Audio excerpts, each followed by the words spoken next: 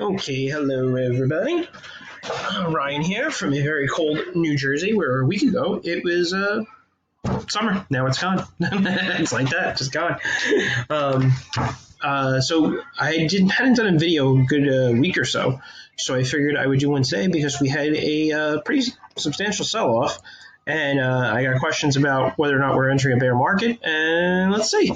Hopefully, you guys can see my screen. This is it. Oh, this is the workspace from Mitch from our trader community. But the first thing I'm gonna do is I'm gonna switch over to toss, and we're gonna go right to the S&P 500. Think of that as just like the broad market. I could use the SPY also, but I'm gonna use the S&P 500. Let me just get rid of this IB thing. There we go. So I want to focus right in there. If you guys watched one of my last videos and the market was up here, I was playing around with this little vicinity here, and nothing really happened. And I said, look out below if it gets below, X point, because there was nothing below there on a daily chart. This is a weekly chart.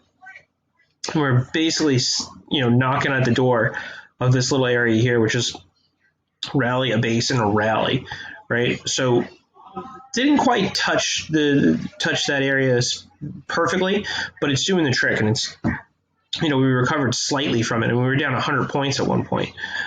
So to recover and be down half of that is pretty good. So I would just expect this to work even if it gets back down here again. So we should recover some of this. It's basically clear sailing, I believe. Let me drop this down to a daily and see if there's any impediments to the market recovering.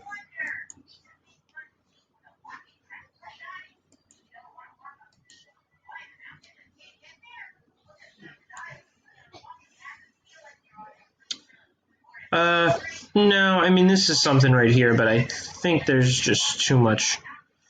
I don't love this as a short, so let's just say it should be able to recover most of this sell-off here.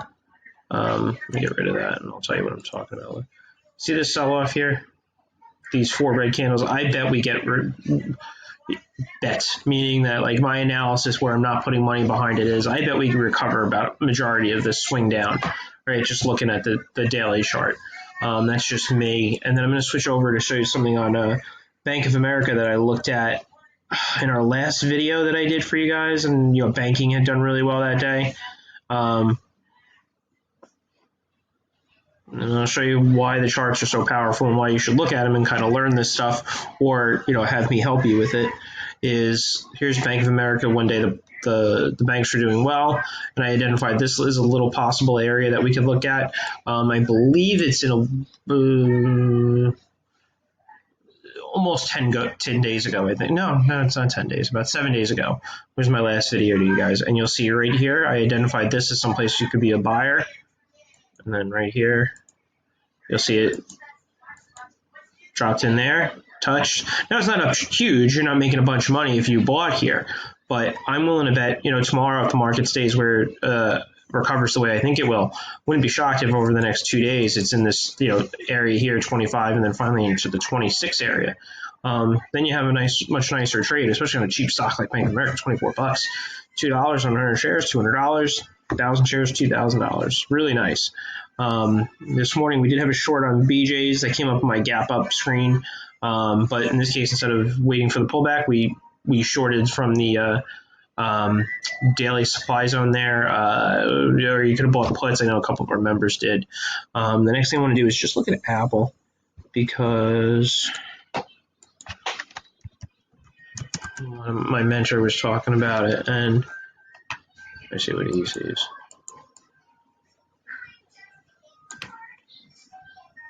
And my son is right now too far from me, so if you guys hear cartoons in the background, it's him.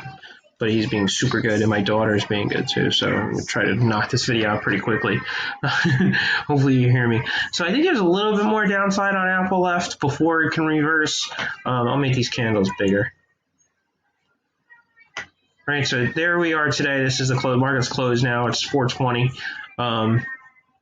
This could recover and break out right there. It's not my style of trading. I just have a feeling.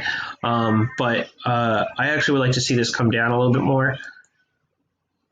Like something here, let me just identify this and not really, I'll draw the lines around it. That little area there is very interesting.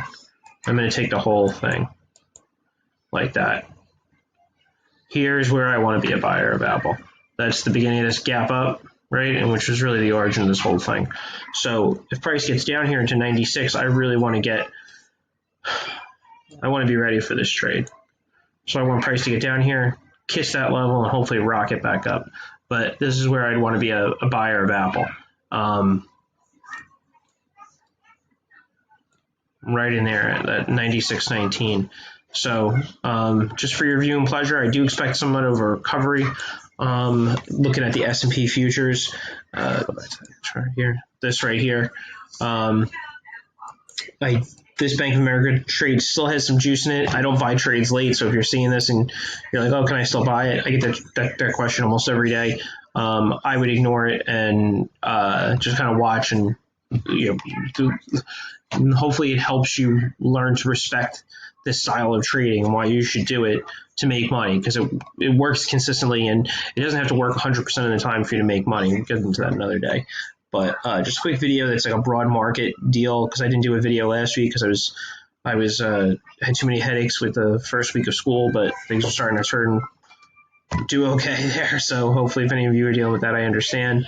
If you have kids at home doing school virtually, and it's not the easiest thing, but it's getting a little bit easier. So let's see. And then there's that cluster there. We'll get a pullback on Apple. If we don't, we don't. Then we miss the boat and it's going to rocket. It's going to do what it's going to do. But we'll get another opportunity there. Eventually, it'll come down here, and we'll look to be buyers. I'll throw up just really quickly because I don't. Here's the screen, the morning kind of opportunities here. I didn't get a chance to go through them, and I don't have that kind of time. I'm sure Mitch had them in the trade room today. But this is his workspace for some of the gold and gold miners. So I'm assuming gold did pretty well today with the market. Gold is usually inverse of the market, so there's a lot of good stuff here. I'll leave this up here so you can kind of just watch it yourselves. If you have any questions, take a look at it, and feel free to email me. And keep emails coming.